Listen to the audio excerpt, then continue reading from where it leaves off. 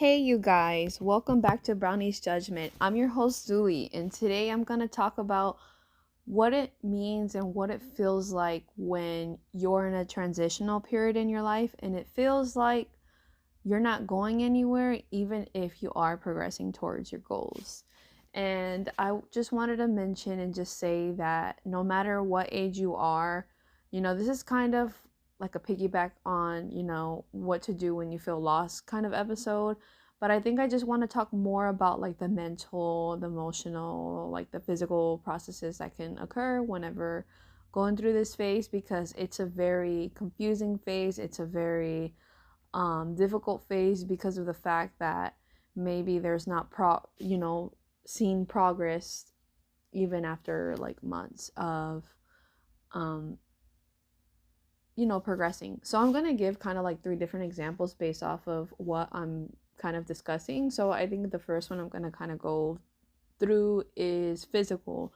So let's just say, for instance, whether this person is wanting to perhaps gain weight or lose weight or whatever, and this person's doing the right things. Maybe they're not 100% doing the quote unquote best diet, but what is that really? It differs from person to person. um and they're working out, they're managing like their stress levels and like hanging out with people and stuff like that, just like having like a balanced well life. And they look in the mirror, they look on the scale, and it's just like not budging.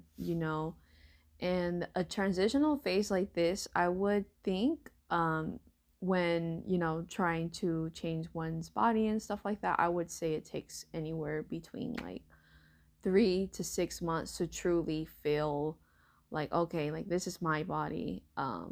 This is my new reality, kind of thing. And I think it's different for everyone because psychologically we can kind of undermine mentally what we see physically. Even if we can see a little bit of a change physically, sometimes it feels like our mind hasn't caught up yet.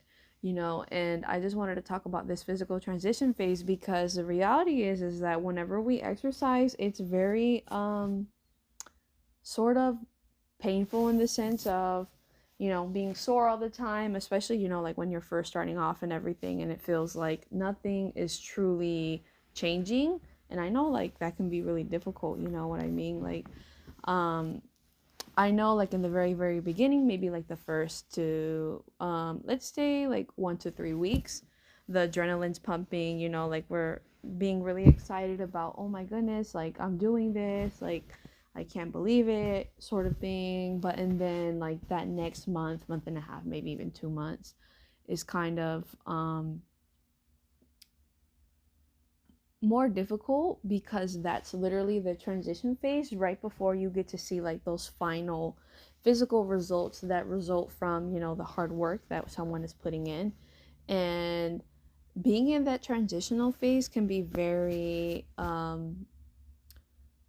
traumatic in the sense of not knowing if something is happening or not, even if someone says something. And then even if someone says something, maybe it puts more pressure. You know what I mean? Because it's kind of like one of those things where, okay, yeah, maybe they're just saying that just to say that, or they're just trying to be nice because they know like I'm working out. Like, you know what I mean? Like that transitional phase is so difficult. And I don't want to make this into like an advice based episode. I kind of want to make it more like, I see you, I understand it, I get it. This is normal, sort of thing. And that transitional phase is not easy. I can say that over and over again, but until like you're in it, it kind of just sounds like, yeah, like okay, logically I guess that kind of makes sense. But if you see physical changes, like why does it feel like a transition even if it is going on? And for that I say that really there's really no exact explanation I can give, but I think I just want to give like kind of an example of what a transitional phase can look like, for somebody who's going through changes physically. All right, I guess another phase I kind of want to talk about is mental health, right? I'm not I'm going to reiterate from the very beginning, I'm not a licensed psychologist. I'm just, a college student that, studies psychology as well, but I don't have a degree yet. But I think mentally, when we are transitioning, I think that can make it kind of like this mind battle of like, we want to improve like those mental processes that are going on like inside of our heads, but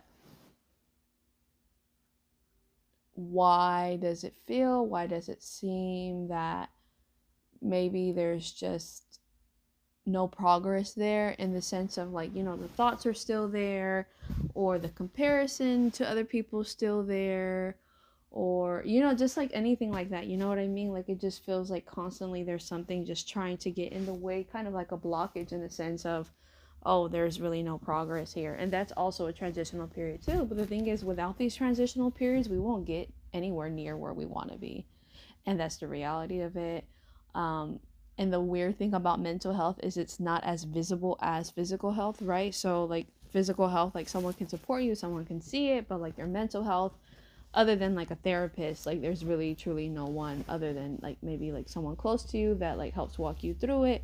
But at the same time, at the end of the day, the one who lives with those thoughts, that deals with those feelings internally, is the individual that it's happening for.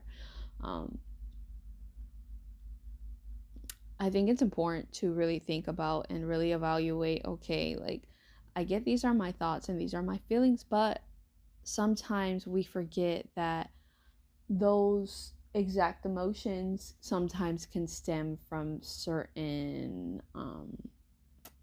things that have happened, as far as what has hurt us in the past. You know what I mean? Like, I think we fault ourselves too much about the hurt that we feel about certain things, because sometimes like we don't even know where it came from. And I think whenever that happens, oftentimes it's because it happened something like, either like in early childhood, or it could have been like a past relationship or whatever, you know what I mean? Like, I think it just like happens out of nowhere. You're like, whoa, why am I thinking like this? Why did I feel this way? But I think whenever we give ourselves that grace of like, that transitional period of just being like, you know what, I'm here, but I want to be there, but like there's this really like weird space in between. And I think that when we're in that weird space in between, it can be hard to truly let ourselves like just let it be, because we're overthinking, or we are just like trying to jump to conclusions, or like anything like that, like any sort of like defense mechanism that you may find yourself going to over and over and over again. But we have to realize that those defense mechanisms truly, although they're trying to help us, in the end they do hurt us in some way, shape, or form. Some are more dangerous than others, of course. And I guess another thing I want to talk about, other than like the physical thing, the mental thing, is I guess socially, right? Because and when I mean social, I mean things like work, I mean things like school, I mean things like projects, like anything like external in which like somebody else can see it. You know what I mean? Like, you're being evaluated socially based off of this certain thing. And the reason why I really wanted to mention this is because I truly do feel like, even if we say that we don't care what other people think, deep down, biologically, we will. Because from the beginning of time, we've been social creatures. And as annoying as that is to hear, it's the reality of like our existence. You know what I mean? So like social isolation, social rejection, social embarrassment, like anything like that brings us like these unwanted feelings, or like fear of failure, or just that comparison externally of like, oh, he has this nice car but I don't, or she has this great job but I don't, or whatever. Like, there's like so many things that we can just like succumb to over and over again. And of course social media has a part in it, but that's not really what I want to like talk about. Really, I want to talk about more in the sense of like on an individualistic view, as far as allowing that to paralyze ourselves socially, like wanting to like shut ourselves out and like not wanting to like engage socially, like not even want to tell anyone anything and stuff like that. Like that's what I mean, like socially, like, you know, maybe we don't even want to tell anyone that we got a new job or that we got this promotion, or, you know, or anything like that, because we've isolated ourselves socially. And I think that even that comes to like relationships too, and I would say that that relationships fall into that social spectrum, as far as you know, that vulnerability and being afraid of opening up, and, you know, like all of that. And I think that it's okay to be afraid. It's good to acknowledge that emotion really truly does live there. But I do want to say that there comes a point in which we just grow exhausted in ourselves and truly like not let anyone in anymore. And then that's whenever it gets really dangerous, because we want to be the best physical version of ourselves, the best mental, but physically and mentally we can be good ourselves. But like once we go out into like the actual real social spectrum of this world, like we can be good, like, you know, physically, mentally, but like when we go out there, it's going to affect us in some sort of way, whether positively or negatively, in this transitional phase of wanting to do better socially, whatever aspect that truly is. Because, you know, and the reason why I keep saying socially is because it involves other people. You know, you have to socialize with people at work or school or whatever, and even if it's not like physical, like actual talking communication, you know, it could be like through email or whatever, but you get what I'm trying to say. Like at some way, shape, or form, we do have to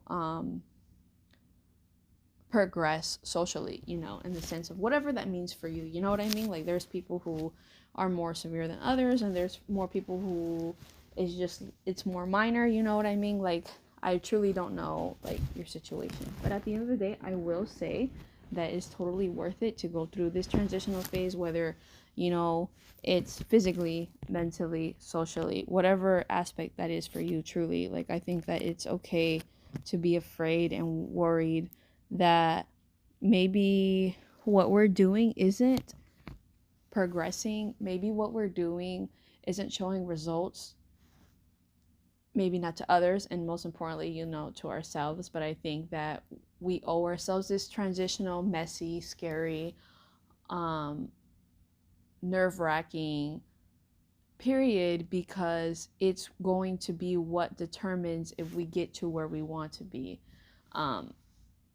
And like I said, I don't want this to be an advice episode, truly, but I will say that transitional periods are normal for every single individual on this earth. You know, like in order for them to get to where they are now, they had to, you know, surpass something that hindered them to getting to where they are now.